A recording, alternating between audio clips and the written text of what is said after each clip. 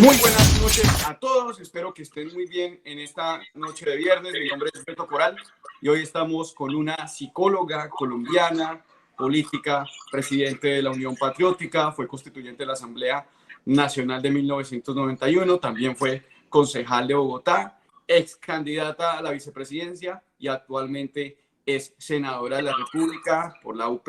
Senadora Aida Bello, muy buenas noches, gracias por aceptar esta invitación. Muchísimas gracias, Beto, por la invitación y un saludo muy fraterno a todas las personas que nos están viendo y escuchando. Gracias, doctora. Doctora, le he querido invitar para que hablemos de muchos temas que en estos momentos pues acogen a Colombia. El tema deplorable, cómo funciona en estos momentos el Congreso, lastimosamente. Los que queremos un cambio real para el país no somos mayoría, pero el tema principal en estos momentos es un capítulo suyo, de su vida, un capítulo doloroso que pues le trajo a usted también muchas enseñanzas, como también pues la esperanza de algún día volver, y fue pues su exilio por más de 17 años. Tuvo que usted exiliarse en Suiza y pues quiero empezar preguntándole desde el momento justo después de su atentado, porque yo he leído muchas entrevistas suyas y pues no quiero preguntarle sobre ese momento doloroso, del momento en que atentan con usted, contra usted en Bogotá. Yo quiero, la primera pregunta es, ¿en qué momento usted dice, me voy del país, chao, no aguanto más, me van a matar? ¿Cómo tomó usted esa decisión y en qué momento la tomó? Bueno, fue el 7 de mayo de 1996, exactamente el día del atentado. Eh, Tenía muchísimas amenazas, me habían amenazado 23 años. Cuando era dirigente sindical, siempre nos decían que nosotros hacíamos parte de una lista, que nos iban a matar, que éramos traidores a la patria, que hacíamos huelgas, etcétera. No estábamos, todavía no había nacido la Unión Patriótica. En 1973 recibí la primera amenaza y en 1996 me dispararon. Había habido algunos intentos también. En dos ocasiones anteriores me habían avisado. Yo creo que en una de ellas fue uno de los sicarios. Sabía tantas cosas que efectivamente encontraron. Dijo la casa donde estaban guardando las armas. Y la otra fue eh, un poco antes, eh, 2 años antes, cuando se acercó alguien a la oficina precisamente del consejo y me dijo que habían pagado en Puerto Boyacá mi asesinato y que primero estaba un señor Manuel y luego estaba yo, que han pagado 18 millones. Y bueno, parece que los encontraron en un hotel muy cerca a la sede de la Unión Patriótica y como que no los cogieron porque yo no hice una denuncia sobre intentos de asesinato que no lo habían hecho, pero que sabíamos que lo iban a hacer. Y luego, en 1996, cuando me disparan, en las horas de la tarde, era inconcebible que me hubiera salvado de un rocket. Era un rocket contra tanques de guerra blindado, un rocket alemán. Y lo mandaban porque era un carro blindado. Y esa tarde, cuando nos reunimos con el partido, después de un debate muy fuerte que había en el Consejo, donde acusé que eran las fuerzas militares con los grupos paramilitares. Entonces el general Bedoya, que acaba hace unos meses de fallecer, me ofreció que me iba a demandar penalmente y yo le agradecí que lo hiciera porque al fin llevaría a un general de la República a un juzgado ordinario, pero nunca me demandó. No fue capaz. Y en ese momento, usted, ¿cómo fue su vida? ¿Cómo se sintió usted En a las horas de la tarde nos reunimos con el partido y el partido dice debe salir ya porque le repiten el atentado. Y efectivamente tenían todo listo, incluso para bombardear el consejo, si les tocaba hacer. En ese momento yo pensé que ponía a mucha gente en peligro y a los 2 días salgo del país. Pensaba quedarme unos pocos meses y luego regresar, pero la gente de Amnistía Internacional bajó a Ginebra, la ciudad donde yo había llegado, y me convencieron de que me quedara porque había necesidad de que hubiese sobrevivientes para contar estas historias. qué duro, doctora. Yo soy también asilado político. La cosa no es tan sencilla cuando cuando no hay, digamos, uno no tiene al lado los servicios de los medios de comunicación para que, digamos, hagan público todas estas historias. Y en ese momento usted no sentía el respaldo de esos medios de comunicación. Le comentaba ahorita antes de empezar la entrevista que no había en redes sociales. ¿Usted siente que de otra manera con redes sociales en esa época la cosa hubiese sido un poquito más sencillo, usted hubiese expuesto mejor su caso públicamente y que ahora de pronto la existencia de el avance de la tecnología ha mejorado, digamos, el tema de visibilizar todos estos problemas? Sí, yo creo que en esa época máximo teníamos unos teléfonos fijos y empezaba a salir el fax. Era lo más avanzado que había.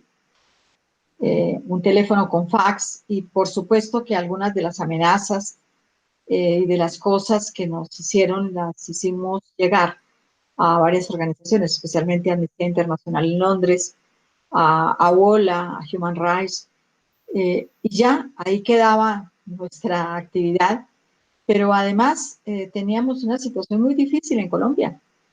Era casi que una justificación del periodismo, en el sentido de que mataban y mataban gente, algo hicieron porque los están matando, imposible, alguna cosa pues han hecho mal o bien, o lo que sea. Y efectivamente teníamos, como todos los genocidios del mundo, no era un genocidio espontáneo. Nunca ha sido espontáneo, si siempre hay una previsión, hay una planificación estricta, preparan la prensa, preparan la justicia, preparan todo para poderlo cometer. Y lo que se hizo con la Unión Patriótica fue eso, una preparación estricta a milímetros, porque incluso las listas, muchas de ellas las elaboraron en el propio Ministerio de la Defensa, las distribuían por todas las brigadas, y esto explica por qué gente que huía del Meta hacia el Cauca lo mataban en el Cauca, o gente que estaba en el Cauca y se iba para el eje cafetero lo mataban en el eje cafetero. Eran unas cosas realmente espeluznantes. Y lo más difícil que me parece en este momento, al regresar a Colombia, al vincularme a todo lo que había que hacer para que el proceso de paz, pues ayudar en lo que uno pudiera para que esto fuera realmente un hecho, lo más triste es que después de todo esto vuelven a repetir con los mismos mecanismos, con los mismos métodos, lo que hicieron la Unión Patriótica con los líderes sociales. Somos la repetición de nuestra propia historia. Usted me está hablando del año 93, 94, 95, 96, pero es como si usted me estuviera describiendo lo que en estos momentos estamos viviendo. Es increíble. Doctora, le quería preguntar cómo fue su vida de lejos. Usted no estaba cuando Uribe 1, no estuvo cuando Uribe 2, creo que tampoco alcanzó a estar cuando Pastrana fue elegido, no estuvo en el primer mandato de Juan Manuel Santos. ¿Cómo fue su vida en el exilio? Y entremos en materia. ¿Cómo empezó, cómo es hacer activismo desde el exterior en esa época donde, vuelvo y repito, no existían redes sociales y que el trabajo de usted allá en Suiza era prácticamente silencioso? Sí, a nosotros nos sacaron, pero nunca nos fuimos del país. Nunca. Siempre estuvimos en Colombia. Y eso yo creo que es algo que se repite en mucha de la gente que sale y que sale por persecución. Es decir, uno sigue siendo un militante aquí o donde esté. Entonces, cuando yo llego a Ginebra, que baja Amnistía Internacional, una mujer que quiero mucho porque además visita 2 y 3 veces a Colombia, conoce sitios que incluso los colombianos no conocemos, una mujer que le ha tocado atravesar territorios paramilitares y todo, conoce muchísimo el país y ella fue la que me convenció y yo realmente escribí después una carta al partido diciendo, en vista de todas las consideraciones que hemos hecho con organismos internacionales, me quedo en el país para poder contar la historia. Y así fue. Desde ese momento yo no volví. Cuando eligieron a Uribe, bueno, uno observando desde lejos todas las cosas, pues a veces tiene otras lecturas. Y cuando lo reeligieron y como lo reeligieron, yo ahí cerré la llave y dije, no puedo volver a ese país. Y la cuestión era que yo pensaba que nunca podía volver. En mis años de dirigente sindical, estuve por ahí, por los lados del 80, como delegada en una de las conferencias internacionales del trabajo en Ginebra. Yo había ido a esa ciudad 6 veces. La séptima vez que llegué fue ya para quedarme en el exilio. Y en una de esas conferencias internacionales yo me encontré un dirigente sindical uruguayo. Él estaba en Suecia y había viajado a la conferencia para pedirnos a los delegados de los trabajadores que por favor ayudáramos para que la gente del exilio, etcétera, tuviera otros tratamientos y demás. Y me acuerdo una frase que él siempre me rondó en la cabeza y que yo nunca pensé estar en el exilio, pero ese hombre alto, de ojos azules, muy canoso, en la descripción que nos hacía de por qué teníamos que ayudar a los trabajadores que se ha tocado salir al exilio, una frase que se incrustó en mi corazón: vivimos para volver. Y entonces él me dijo en ese momento, y yo quiero volver al Uruguay. Y esa frase nunca se me borró. Y cuando yo llegué allá y ya definí que me quedaba en el exilio, dije, voy a vivir para volver. Y volví. Y volvió. Doctora, pero usted en algún momento de esos 17 años me está comentando que después del segundo periodo de Uribe, algún día no dijo, me quiero olvidar por completo de mi país, no aguanto más, voy a aprender, voy a apagar la radio, como muchos colombianos cuando salen del país hacen, no quiero saber más, o quiso, o de pronto, le hago las dos preguntas en una sola, o de pronto se quiso venir antes y no pudo. Cuénteme si le sucedió alguna de las dos. No, yo cuando reeligieron al señor Uribe, después de lo que había hecho, todas esas zonas donde apresaban a la gente, llegaban a los pueblos, donde prosiguió la matanza y todo eso, yo dije, no, es imposible volver, ya tengo que olvidarme de Colombia, no puedo volver. Eh, pero pues uno siempre está viendo la internet, la prensa, lo uno, la otra. Cuando se abre el proceso de paz, cuando eligieron a, al señor Santos, pues yo dije, pues menos, este es quien dice Uribe, pues ya, definitivamente nada. Cuando empieza el proceso de paz y le devuelven la personería jurídica a la Unión Patriótica, eso fue en el 2013, la gente empezó a escribirme, siempre nos hablábamos por el correo electrónico, después por el Skype. eh, bueno, y ya empieza a haber todo un sistema de medios mucho más fácil para conversar con la gente y todo eso. Entonces la gente empieza, por favor, venga, mira, tenemos el Congreso, es importante tu presencia, tú vienes y te devuelves, si quieres a los 2 días, a la misma semana, etcétera. Me la pusieron muy fácil. Y entonces yo pues reuní con mis hijos, con mi familia, y les dije, mira, hay una presión grande de la gente, quieren que yo vaya al Congreso. Y mi hija sí me miraba como con reojo y decía, mamá, pero vas a volver. Sí, claro, yo no voy sino al Congreso y me devuelvo. Y ese era el plan. Yo venía al Congreso a Colombia y me devolvía. Programamos que a los 8 días. Y a los 8 días, realmente, después de hacer el Congreso, me devuelvo, pero con una carga también muy grande encima. La gente del Congreso entonces dijo, no, queremos que sea la candidata presidencial, etcétera. Y era un congreso muy emocionante porque era el encuentro de todas las emociones. Era el encuentro de la tristeza de no ver a muchos compañeros, pero también de la esperanza de ver a otros que habían sobrevivido, pero sobre todo una muchachada inmensamente preparada en la política. Es decir, cuando yo entré a las comisiones, que entré por todas las comisiones, y ver esos jóvenes cómo discutían de política, y que sabían de política y que sabían de economía política y que sabían, así fueran físicos que estaban estudiando en cualquiera de las universidades, hablando de política, en ese momento yo dije, este país se está transformando, hay una juventud que vale la pena apoyar, y entonces cuando esto sucede en el Congreso, yo no era capaz de echarle agua fría a un Congreso tan efusivo, donde los jóvenes realmente llevaban el entusiasmo en su actividad, en sus venas, en sus palabras, en todo, en sus consignas. Yo no fui capaz de echar agua fría y entonces dije, sí, acepto, vamos a trabajar. No había consultado con mi familia, me devolví a los 8 días y mis hijos nunca me creyeron. Todavía no me creen que eso no estaba programado, pero así se presentó, así fue.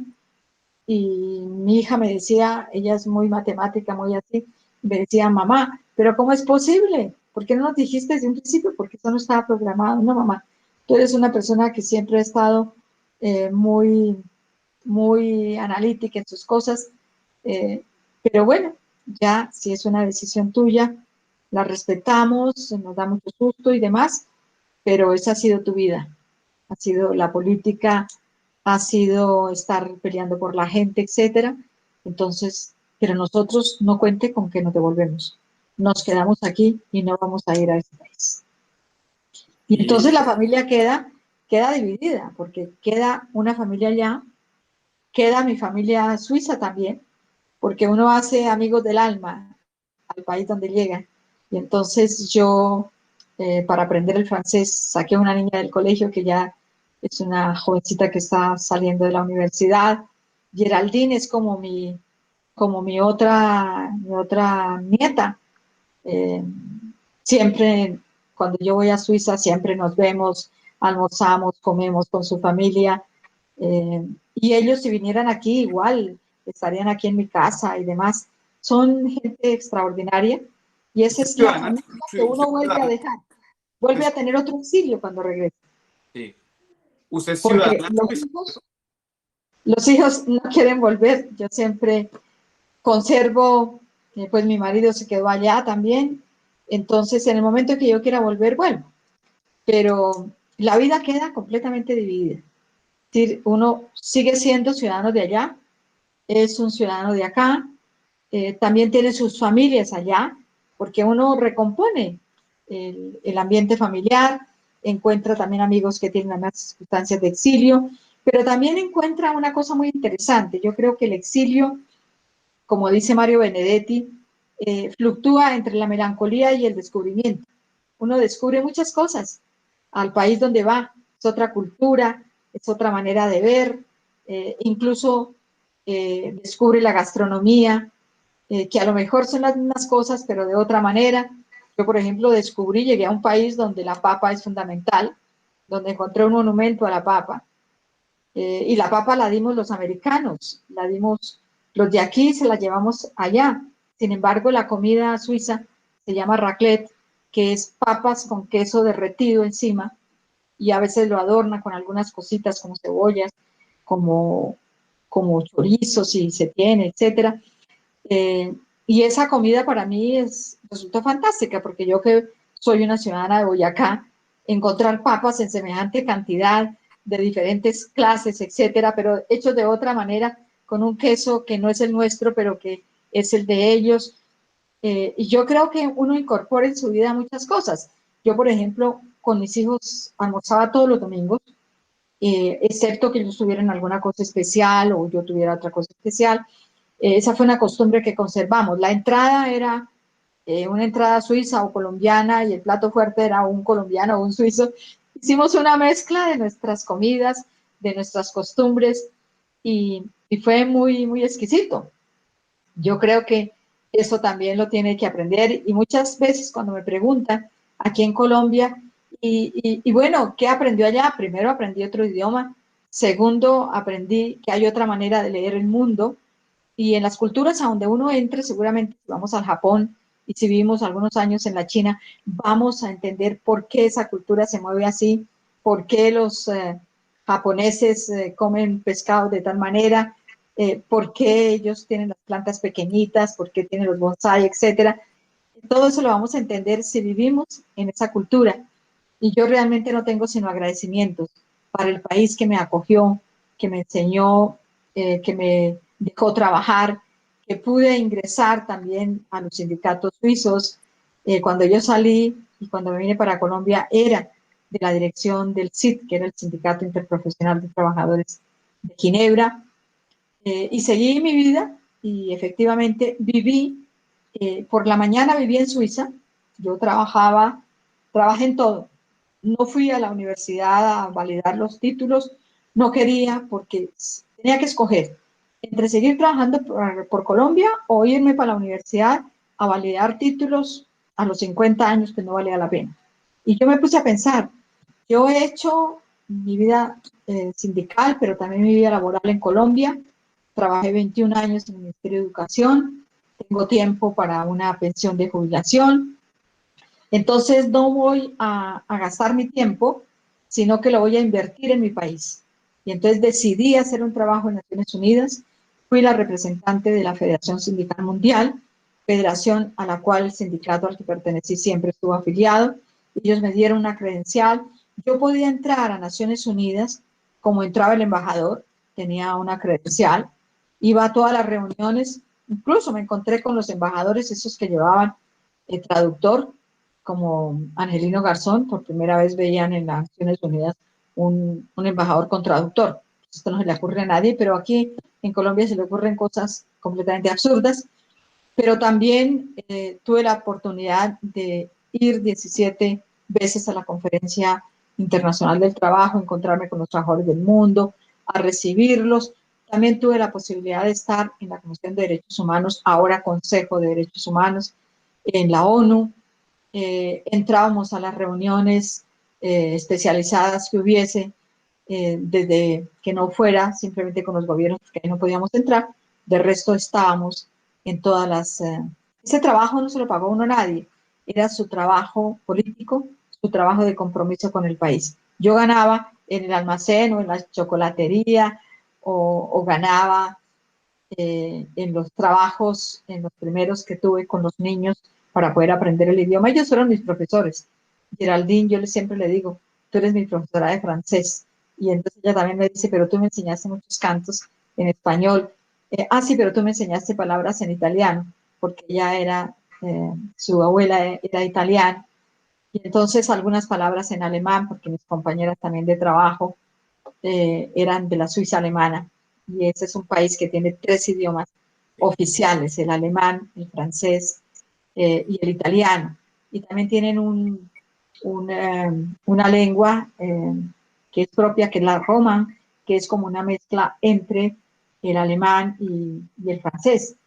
Son cosas increíbles que uno vive y que solamente se pueden conocer si en algún momento estuvo dentro de la sociedad, con todo lo que eso significa, trabajar con ellos, eh, entrar a su régimen laboral, entrar a su régimen pensional, hablar con ellos y no hacer guetos. Yo siempre quise también entrar a la sociedad y efectivamente mis compañeros de trabajo, todos casi suizos, pero también conocí eh, las diásporas del mundo. Por ejemplo, yo trabajé en una chocolatería donde habían griegos, donde habían portugueses, donde habían franceses, y todos nos uníamos con el francés, pero todos veníamos de diferentes partes del mundo, y eso enriquece la vida personal y la vida política también. Así es, doctora. Dos hechos que se vieron en el gobierno de Álvaro Uribe y la gente poco lo sabe. Y es que el tema de persecución, interceptaciones, presión hacia los activistas, periodistas, políticos, llegó hasta Europa. Y hay dos serios precedentes, que es en el año 2003, cuando el propio Carlos Holmes era embajador en Suecia, e inclusive se llevó a este señor Ernesto Janjure, y desde allá persiguieron a opositores, e inclusive los denunció un periodista sueco. Y también en el año 2005 Uribe tiene hasta 2 demandas en Europa, en lo que se conoció una operación del DAS internacional que se llamó Operación Europa, que está narrada en el libro Chuzadas de Julián Martínez. ¿Usted no le parecía increíble que así usted estuviera en el exilio, continuase usted en peligro? Sí, a mí me pasaron varias cosas. Primero yo tuve un seguimiento de unos personajes, pero bueno, uno siempre, los colombianos no dejamos la mirada atrás. El colombiano nunca deja, sobre todo cuando ha sido tan perseguido, nunca deja de sentir que de alguna manera lo pueden estar siguiendo. Y entonces en eso, pues fui realmente muy hábil. Y yo me di cuenta porque llegué al bus, iba para un almacén, en el paradero del bus habían 2 señores, se subieron al bus normal. Luego entonces cuando me bajé en el almacén se bajaron y dije, vienen a mercar, pero eran los mismos señores. Yo entré al almacén, hice mis compras y cuando salí, los 2 señores estaban en el paradero. Entonces, bueno, ya dije, bueno, estos ya están muy raros. Subí al bus y ellos también. Luego me bajé cerca a mi casa, entré a un almacén, los tipos se bajaron y entraron al almacén, y yo dije, me están siguiendo.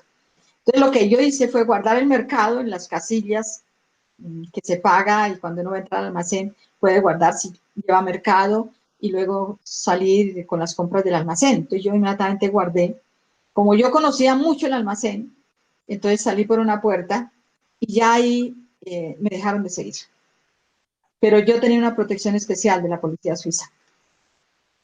Entonces llamé y dije, me pasó esto. Eh, ¿Cómo eran los tipos? Se los describí, etcétera, etcétera. Eran extranjeros, eran rubios. Lo que no pude saber es si hablaban francés o no hablaban.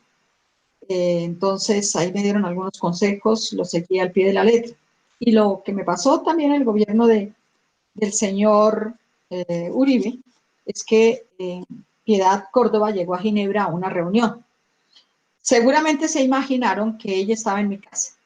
Sí. Durante los días que ella duró, mi teléfono sonaba por el día, sonaba por la noche, yo contestaba y no era nadie. El teléfono lo habían chuzado.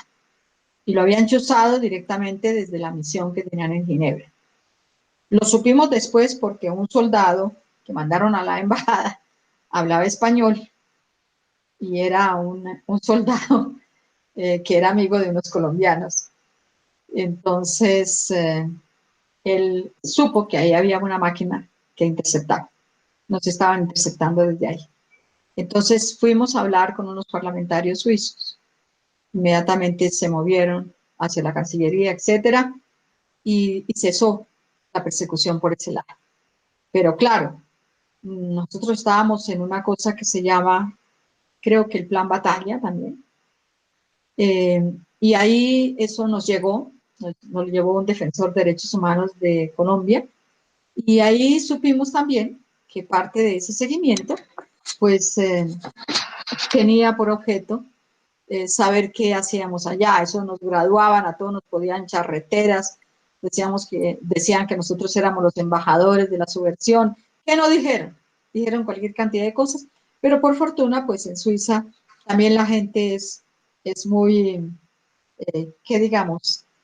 Eh, Saben dónde estamos, qué hacemos, dónde trabajamos, qué sueldo tenemos, etcétera. Y yo estoy absolutamente segura que la cuenta que tuve, que ya no tengo, esa la vigilaban todos los días, pero bueno, tenían que alarmarse ante la precariedad que uno tiene siempre en el exilio. Por más que uno haga cosas, siempre sus cuentas son muy modestas. Así es. Y usted me imagino que en algún momento también sintió miedo recordando el hecho del atentado en contra del exministro de Justicia, Enrique Parejo, que fueron hasta Hungría a matarlo. No, yo Eso nunca sentí miedo de eso, no, por una sencilla razón. Suiza es de los países que más cámaras tienen en el mundo. sí. Ahí todo el mundo está vigilado. Además, siempre viví cerca a una parte de la policía, siempre. Entonces, cualquier cosa yo inmediatamente llamaba, y además porque me asignaron una persona especial en caso de que ocurriera alguna cosa o que yo viera alguna cosa de inseguridades, etcétera.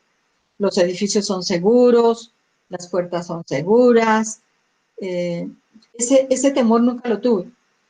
Eh, Tuve algunas cosas, por ejemplo, eh, que nunca hubiese pensado.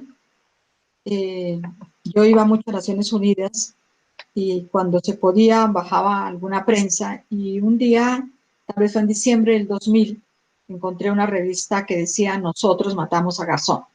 Era una revista semanal. Y entonces yo inmediatamente ese crimen lo seguí porque siempre, desde que lo mataron, tenía todas las características de un crimen de Estado. Bajé el artículo, me fui para mi casa y en la noche empecé a leer el artículo. Era de la terraza donde decían que sí, que los habían matado, cómo lo habían matado, etcétera. Y a lo último el periodista le hace una pregunta a los de la terraza, le dicen, ¿ustedes nunca fallaron? Y en el último párrafo dicen, sí, fallamos en el atentado de la señora Abella. Fue el primero que hicimos y el único que no cumplimos. Y esa noche sentí así como un corrientazo, como frío, y dije, imposible. imposible que yo sea tan privilegiada, salvarme de semejantes asesinos. Pero miedo de que me pasara algo allá nunca sentí. Así es, da mucha tristeza el pensar de que, no sé, me parece muy egoísta decir gracias a Dios, como si Dios escogiese quién se salva y quién se muere. Me parece que dentro de nuestras creencias, lo único que tenemos es pensar en los que murieron. También me acaba también de llegar pues al corazón, ¿verdad? Porque usted es muy necesaria e indispensable para la lucha para poder tratar a Colombia, para poder cumplir esa promesa generacional que pues le incumplieron a usted, que mis papás me incumplieron a mí y que a este paso que vamos, pues le vamos a incumplir a nuestros hijos, pero bueno, estamos trabajando para eso. Doctora, le quiero hacer una pregunta. Usted en el vuelo de vuelta, cuando llegó a Colombia, ¿qué sintió? ¿Qué fue lo primero que hizo? ¿Respirar, besar el suelo? La primera vez cuando venía al Congreso sentí miedo. ¿Miedo? Sentí miedo cuando llegué al aeropuerto. Yo dije, ¿qué va a pasar aquí? Tenía la película de casi 18 años atrás. ¿La tenía intacta? Sí, intacta. Eso no se le borra a uno nunca. Y cuando llegué al aeropuerto, se me acercó alguien y me dijo, compañera, la vengo a llevar hasta la cuestión de las maletas, estamos en el aeropuerto, no se preocupe, nos han dejado entrar, se habló con el gobierno, etcétera. Entonces ya como que respiré como con tranquilidad. Y cuando salí ahí, allá a recoger las maletas y veo las banderas y la gente que me estaba esperando, ahí el corazón como que casi se le salía a uno. Yo decía, esto no puede ser. Eh, y entonces la gente empezó a cantar el himno de la UP y todo. Y la gente, y estaba mi madre ya tenía dificultades para caminar, estaba en una silla de ruedas, mis hermanos también habían venido, los que estaban aquí. Entonces fue una cuestión muy emocionante, es realmente emocionante, pero aún conservaba ese miedo, ¿no? Ese miedo cuando entré al carro blindado, que una de las compañeras defensoras de derechos humanos me acompañaba y me dijo, vas para mi casa, allá todo está blindado, etcétera. Y llegar a un sitio que uno, pues, realmente con su gente que quiso y todo, como que inmediatamente, como que todos esos temores y todas esas cosas, como que se fueron un poco. Y luego ya cuando en el Congreso y cuando empecé a hablar con los periodistas, con todo el mundo, otra vez volví a sentir que regresaba a Colombia, ¿no? Al principio uno como que no sabe ni dónde está, pero luego ya con el contacto con la gente, con los periodistas, con las preguntas, con todo, ya uno se regresa y está otra vez en el país. Y a partir de ahí, pues ya cuando el Congreso, cuando me devuelvo, cuando todo, la gente fue muy querida, pero si a alguien tengo que agradecer es a Jael Quiroga, esa amiga del alma que siempre está pendiente, no solamente ofrecer su casa, no solamente ayudarnos a conseguir los esquemas, etcétera, y el trabajo que ha hecho realmente por todas las víctimas, porque ella es el alma, el motor de la demanda de la Comisión Interamericana de Derechos Humanos, es el alma y es la persona que ha estado detrás para que saliera pues ese dictamen del año pasado donde declaran al gobierno responsable de la matanza y de la violación de todos los derechos humanos de la Unión Patriótica. Eso ha sido realmente increíble ya cuando uno está con su gente, cuando, bueno, tenemos que recordar casi todos los días la gente que nos mataron en tal parte, en tal otro y todo, y sentirse uno útil otra vez, defendiendo esta semana, por ejemplo, cuando nos hirieron a Hernando Benítez, un antiguo y legendario defensor del derecho a la tierra en Sucre, que lo tirotean en la puerta de su casa porque estaba tomando café. Le hirieron un brazo y fue tanta la sangre que echó. Le dispararon 5 veces y le pegaron uno porque él inmediatamente se botó al suelo, pensaron que estaba muerto y se fueron. Y le escribieron a un defensor de los derechos humanos que también está muy, pero muy amenazado, le escribieron inmediatamente a su teléfono. Ahí le dejamos a Hernando Benítez. Lo que no sabía era que estaba vivo. Y en este momento lo tenemos curado lo tenemos en otro sitio y vuelven a hacer exactamente lo mismo. Es inentendible que Colombia, casi con los mismos actores, porque sabemos que es gente que está contratando sicarios, que están atentando contra los líderes reclamantes de tierra y contra los campesinos que están reclamando los baldíos. Es muy triste este regreso en manos de un presidente joven. Así es, doctora. Doctora, le quiero hacer una pregunta muy fuerte y que usted me dirá si la responde o de qué manera lo hace. ¿Usted cree que usted está sentada con algunos artífices, autores intelectuales impunes del genocidio de la UP en el Senado de la República? Por supuesto que hay gente que estuvo o son herederos de los que estuvieron. Hay hijos, hay gente que estuvo en todas estas cosas en los diferentes departamentos. Gentes que salieron con los paramilitares para llegar al Congreso, que ya no pueden estar ahí, pero que nos envían a su hijo, que nos envían a sus mujeres o a sus esposos, etcétera. Eso está ahí en el Congreso. Lo más dramático de todo es que estos han salido elegidos de la misma manera, comprando votos, con corrupción. Y yo creo que aunque intentan defender muchas cosas que ellos mismos hacen, por ejemplo, defender que hay compradores de buena fe de tierras. Habrá uno o dos, pero que sean compradores de buena fe los que tienen 5.000 hectáreas y las echaron hasta 10.000, los que tienen 10.000 y la llevaron a 15.000 o a 17.000, no. Esos no son compradores de buena fe. Es gente que además no solamente de ayudar a desplazar, compró a precio de nada las tierras de los campesinos. Lo más grave es que sea ahora mismo, ¿no?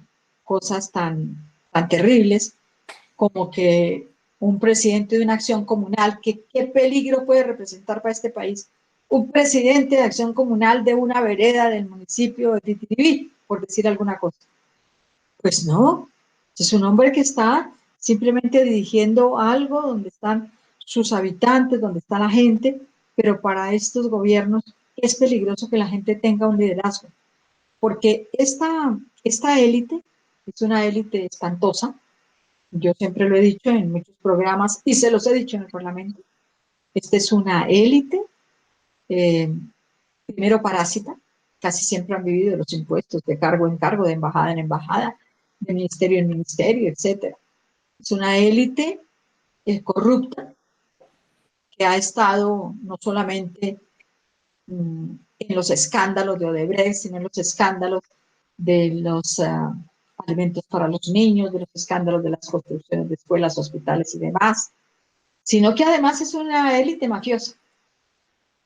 Muchos de ellos son herederos incluso de testaferros, son hijos del testaferrato, han llegado incluso al Parlamento con platas del testaferrato y son los que más hablan de la lucha contra el narcotráfico. Se les olvida un pasado oscuro que han tenido sus familias y que realmente los votos de opinión que hay en todos los partidos, yo creo que en todos los partidos hay gente buena, uno que otro, pero hay una gran mayoría de gente que en el Congreso tienen incluso los proyectos de ley pagados con anticipación. ¿Pagados por qué? Porque el que da, la empresa que da plata, cuando les devuelven los votos, el precio de los votos no le van a llevar la plata a la empresa, sino que va al bolsillo de ellos. Y ese es un dilema, ese es algo muy complicado, pero es lo que está en este país y lo que queremos derrotar con votos de opinión para el próximo periodo presidencial. Doctora, y hay tanto impedimento moral en el Congreso, hay algunos consumidores y que si bien y mal, consumir es algo que está dentro del ámbito personal. No permitir que la droga, que el narcotráfico, digamos, se acabe por medio de la legalización, pero seguir comprándola, seguir consumiéndola, pues esto lo único que hace es nutrir el negocio y pues nada, esto enriquecerá a unos pocos narcotraficantes, pero Colombia seguirá colocando los muertos. Y créanme que yo conozco varios de la derecha, que son amplios consumidores en su vida íntima, personal. No los voy a nombrar, pero claramente tienen un impedimento moral, ya que compran esa droga que consumen y con ese dinero es el que alimenta la guerra. Y no tampoco permiten que avancen por medio de los proyectos que pues muchos alternativos quieren promover para poder legalizar el narcotráfico. Senadora, yo le quiero preguntar, ¿qué pasó ayer? ¿Qué pasó ayer? Qué fue eso tan escabroso, tan vergonzoso lo que pasó ayer con el tema de la moción de censura contra el ministro Sí, Carlos? yo quiero recordar las palabras de Lara Restrepo, que en este momento es de Cambio Radical. Él, cuando vio que iban a sabotear la intervención de Jorge Robledo, se dio el primer debate al ministro de la Defensa y era por todas las muertes del 9 de septiembre y demás, la brutalidad policial, etcétera, y luego seguía Robledo para la moción de censura. Entonces, lo que hicieron el partido de gobierno con unos amigos es presentar una proposición donde dicen que no, que ya el ministro, porque al terminar el debate de Roy, presentan una proposición diciendo que ellos están muy de acuerdo con las explicaciones que ha dado el ministro. Y entonces la hicieron aprobar. Fueron 66 votos, nosotros nos retiramos, dejando las constancias, y luego volvimos a entrar. Y cuando entramos, la sorpresa es que presentan otra proposición diciendo que como ya se le había dicho al ministro que todas sus explicaciones habían sido correctas, sobraba la discusión de la moción de censura y que la tenía que poner a votación. Lara Restrepo le dijo al presidente: presidente, no haga semejante barbaridad. Usted de mi partido, le hablo antes que parlamentario, le hablo como amigo. No se meta en esas cosas. Usted lo que va a hacer es algo inconstitucional, algo que puede incluso llegar a demandas a los tribunales. No haga eso, no se deje influenciar. Sin embargo, Char, como se creen que son los dueños de este país también, es uno de los clanes, de los 54 clanes que manejan a Colombia, lo puso en consideración. Ahí nos retiramos toda la bancada alternativa, pero se retiraron muchos liberales, algunas personas de la U, otras personas de Cambio Radical, y quedaron escasamente con 58 votos. Por uno pierden, con 58 votos quedaron. Y realmente aprobaron eso, lo cual consideramos que es el recorte de la democracia, que es la arbitrariedad de los que supuestamente tienen una mayoría que tampoco la tienen, pero que supuestamente no querían que le volvieran a tocar a su ministro de la Defensa. Y se presume que él va a ser el candidato presidencial, aunque también hay una señora que está aspirando, que es la señora Paloma, porque el gran mérito es haber sido parlamentaria del brazo y de la mano del doctor Uribe. Eh, pues bueno, esas son las cosas que han pasado. No tiene antecedentes en la historia del Parlamento colombiano. Y quien hizo esta proposición pues fue el señor Macías y tal vez otra señora, eh, y la hacen aprobar, y por consiguiente hay toda una situación eh, muy impactante entre los propios congresistas que ni siquiera son de la oposición. Esto no puede hacer carrera, porque de lo contrario ya cogieron procurador, ya cogieron defensor del pueblo, ya cogieron fiscal, ya cogieron todo. Lo que faltaba es, como les dijo anoche Petro, lo que falta es, al estilo de Hitler, todas estas cosas, pues que quemen el Reichstag.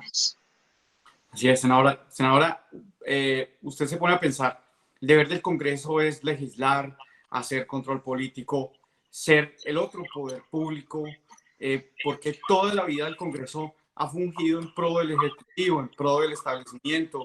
Es como, pues sobre todo este Congreso, totalmente disfuncional, patético, paupérrimo, no hace absolutamente nada. Eh, ¿Cómo podemos lograr cambiar eso? Solamente si logramos educar mucho más a la población. Tenemos un pedagogo político excepcional que es Gustavo Petro. Creo que el país, por lo menos en los siglos que nos tocó, el siglo pasado y este, no ha tenido realmente un pedagogo político. Tuvo a Gaitán en la época de los 40, pero Gaitán era un gran líder, pero era más un agitador y también de pronto podría tener características de pedagogo político. Pero esta característica que tiene Gustavo, al cual acompañé en más de la mitad de las plazas del país, es un hombre profundo en sus apreciaciones, es el estadista del Congreso. Así digan lo que digan, es el hombre que estudia 6 horas diarias y esto tiene realmente su connotación en la política, pero además es el hombre que enseña. Cualquier intervención de él es una plática, yo creo que una cátedra también, y nadie lo desconoce, hasta los propios adversarios saben que tenemos un pedagogo. Y este pedagogo le enseñó mucho en su campaña presidencial al país. Fueron cátedras diarias. Sentir cuando llegamos a una plaza que la gente podía esperar 4 horas a que llegara, porque estaba en otro pueblo, porque venía en carro, por muchas circunstancias. La gente esperar hasta que él llegara era una cosa impresionante. Yo nunca había visto eso en la vida política colombiana. Nunca había visto que la gente se sintiera interpretada por alguien que desafía el establecimiento. Es que no es decir, ay, sí, es que ustedes cometieron errores, sino que los planteaba de tal manera que la gente se sentía que estaba haciendo algo especial y era alertando, instruyendo y diciéndole a la gente, esto no puede seguir así. Y es posible, ojalá, si nos unimos todos, desde el sector alternativo, es posible que cambiemos el rumbo de este país. Si no somos capaces de unirnos, ahí vamos a tener dificultades. Senadora, yo le voy a unir la anterior pregunta que usted me contestó. Habló de lo que Gustavo Petro llama la dictadura civil, que es apoderarse de todo el Ministerio Público, de todas las instituciones, y poner a sus aliados para que todas funcionen en pro del presidente, quien es el que mismo los nombra. Pero usted se ha puesto a pensar que si Gustavo Petro es el presidente, ¿usted es consciente que Gustavo Petro a los 3 meses o a los 6 meses va a ser el que va a enviar la terna a la Corte Suprema de Justicia para elegir al fiscal? ¿Usted también es consciente que Gustavo Petro va a enviar su candidato a la Procuraduría, la Defensoría a la Cámara? Y que no es solamente entonces el tema de sacar al uribismo del poder, sino cambiar el sistema que es el que le permite al uribismo apoderarse de todas esas instituciones. Sí, yo creo que de todas maneras llegará gente que ni siquiera es de la Colombia humana. Yo pensaría, por ejemplo, que hay magistrados liberales extraordinarios, magistrados, por ejemplo, para que llegaran a una de las cortes, etcétera, o a dirigir la Procuraduría. Hay gente de otros partidos y es lo que realmente se quiere hacer. Yo pienso que Petro tiene una experiencia muy negativa con todo esto cuando intentó y cuando votó por Ordóñez para que yo era procurador, porque era un hombre creyente y que yo no sé qué, y resultó un facho espantoso y terrible. Que además, después cuando él fue alcalde, le quitó la alcaldía, se la alcanzó a quitar por unos días, pero se la alcanzó a quitar. Un hombre que no se paró en nada para arremeter contra toda la gente que no pensaba como él. Y por supuesto que yo creo que esas cosas no se pueden repetir, pero tampoco usurpar todos los cargos y todos los poderes. Es una cosa muy negativa. Yo, por ejemplo, pues sí, la señora Margarita Cabello ha hecho una carrera, pero también todos sabemos de qué clan viene. Y entonces ahí hay cosas en las cuales yo creo que este país tiene que democratizarse. Hay mucha gente extraordinaria que pudiera ser defensor del pueblo, que no tiene un partido definido, pero que son realmente defensores y son para ese cargo. No se necesita que sea exclusivamente un militante de tal o cual partido. Muchísima gente que ojalá algún día llegue a ser defensor del pueblo, porque esa figura que en este momento pues está en manos de una persona que fue personero de un pueblo, pero no sé si tenga las capacidades y las calidades eh, humanas para ser un defensor del pueblo. Esto debe tener ciertas características.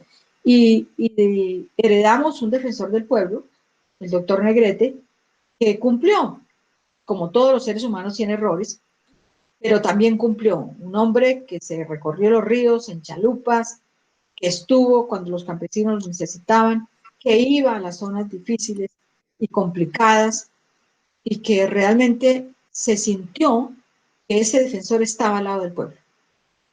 Puede haber cometido errores, como todo ser humano, pero llegar a otro defensor, que no sabemos si es defensor o no, que no podemos rápidamente escribir frente a hechos como el que pasó con Hernando Benítez el lunes, que nos toca acudir a terceros para mirar a ver cómo podemos sacar al compañero de allá con algún esquema, etcétera. Son cosas que lo ponen a pensar a uno, pero que yo creo que Gustavo, estoy casi que segura que no pudiera cometer estos errores que está cometiendo un gobierno que se apropia de todo y, y cree que lo está haciendo bien, cuando realmente lo está haciendo muy mal. Así es, doctora. Doctora, lo último que le quiero pedir es si le puede enviar un mensaje a toda esa diáspora colombiana alrededor del mundo, todas esas personas que quieren contribuir para hacer algo por su país. Yo le comento que hace 15 días estuvimos unos colombianos que hacen parte de la Colombia Humana, Miami, también otros que hacen parte de otros partidos, por ejemplo, representantes del Polo en Nueva York, inclusive unos pocos del Partido Verde, porque el Partido Verde no hay que generalizar, el Partido Verde también se puede rescatar, así como se puede rescatar el país. Inclusive yo creo que uno de los fines es rescatar a ese partido que está usurpando el gran Partido Liberal, que debería ser el Partido Socialdemócrata, y lo que pues claramente no lo es. Pero muchas personas de diferentes ideas fuimos a la Comisión Interamericana de Derechos Humanos a interponer una petición de medidas cautelares en contra del Estado colombiano. Le mandamos una carta al secretario de Naciones Unidas para que rechazara lo que está pasando en Colombia. Y todos queremos ser activistas, todos queremos hacer algo por el país, como realmente dice, pues vivimos para volver. ¿Qué mensaje le podríamos dar a ellos para que no se rindieran y para que no se sientan con las manos atadas al saber que están lejos y no pueden hacer más por su país? No, nadie está lejos del país. En esos momentos en que no hay fronteras, en que no hay prácticamente los medios, todas estas plataformas, nos han ayudado a acercarnos mucho. Hablando contigo que estás pues un poco lejos, pero estamos cerca, estamos aquí. Yo lo que le pido a los colombianos conscientes de que esto hay que cambiarlo, es que nunca dejen de luchar por este país, donde estemos. Somos ciudadanos, somos retazos de la patria y tenemos que hacer mucho por nuestro país. No interesa que estemos trabajando en otro, no interesa que el salario parte llegue también a este país, porque muchos, no solamente los refugiados políticos, de los refugiados económicos, mantienen a sus familias. Hacemos el 2% del PIB. ¿Qué tal semejante índice que poco más o menos es lo que aportan las empresas transnacionales? Lo aportan el trabajo de cada uno de ustedes. Pero lo importante es que la gente se convenza. Este país tenemos que pacificarlo. Tenemos que llegar un día a que todos los que tienen armas las depongan en función de que esta patria marche por otros senderos. Y también hay que trabajar muchísimo en los organismos internacionales, pero también con el vecino, con el que acaba de llegar, con el colombiano que nos pide ayuda, porque todos salimos por alguna razón, porque no encontramos trabajo, porque nuestra vida peligraba, por tantas circunstancias en este país y tantas historias que uno conoce en el exilio, de tantas historias duras de la gente que les toca dejar aquí a sus hijos, con un familiar, con un abuelo, y irse a trabajar para poder mandar para comer porque aquí no encontraron cómo. Y yo creo que este es un país muy rico, donde pudiéramos vivir todos, no en condiciones, todos no podemos tener 5 edificios, 8 casas, 3 fincas, pero todos podemos aspirar a vivir en condiciones mínimas pero decentes, mínimas pero con dignidad. Y yo creo que esa es la aspiración que tenemos, estemos aquí o estemos en el extranjero. Es pensar que esta patria nos necesita a todos. Y lo que tenemos a la mano dentro de muy poco, ya es un año y medio que nos falta, son las elecciones. Y en esas elecciones tenemos que elegir a gente honesta, a gente que quiere este país, a gente que no quiera la política como negocio. No puede ser. Con la política nadie se enriquece. Con un sueldo de 30 millones en el Parlamento, que resultan siendo 20 por todos los descuentos que hay, todo eso que se hace realmente es para que nosotros podamos pensar que el Congreso tiene que ser diferente, tiene que ser distinto, y que una persona que llegue a la presidencia tiene que pensar en todos los colombianos, no en su grupo de compañeros de universidad, de colegio o familiares. Así es, doctora. Doctora, muchísimas gracias por haber aceptado esta invitación. Fue muy grato hablar con usted. Usted es, para los colombianos que estamos en el exterior, una figura importante, una fuente de inspiración para seguir luchando. Y nada, nosotros no quisimos cambiar de país. Mejor queremos que nuestro país cambie y estoy seguro que así va a ser. No importa si es hoy, mañana, pero pronto va a ser. Gracias, doctora. Muchísimas gracias, Beto. Un saludo muy fraterno para todas las personas que estuvieron en este programa, pero igual a todos los que están en el extranjero, que sabemos que no es fácil, pero que siguen siendo integrantes activos de nuestra patria. Muchas gracias. Gracias, doctora. Adiós. Muchas gracias. Que estén muy bien.